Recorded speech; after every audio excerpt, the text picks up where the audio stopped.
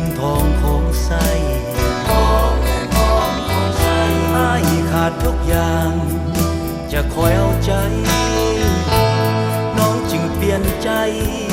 หันไปเป็นของคนอื่นอ้ายบุญบ่ถึงด้อยกว่านางน้องจึงเมินมาง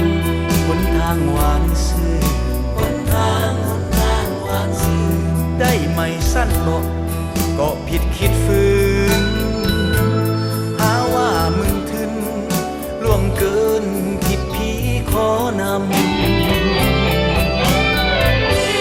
เอาคนลังมั่งคั่งเศรษฐีมาหลงเจ้านี้เทพีคนงาม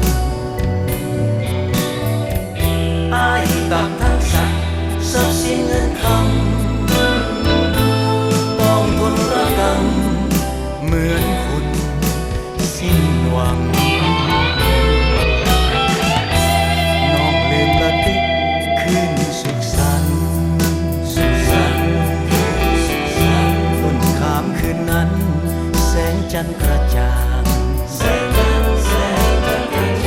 อ้ายกอดอ้ายจูรูปไล่นวลนา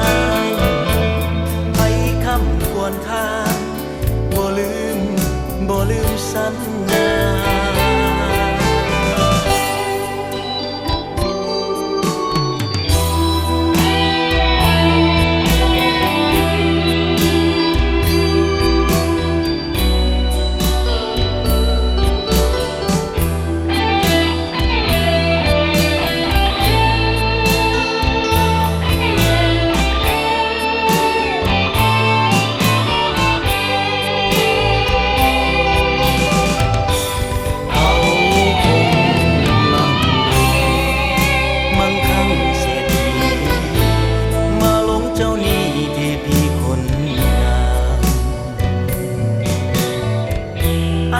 ตักทั้งสัตว์ทรัพย์สินเงินค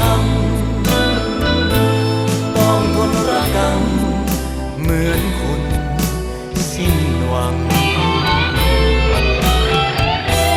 น้องลืมละติคืนสุขสันต์ต้นขามคืนนั้นแสงจันทร์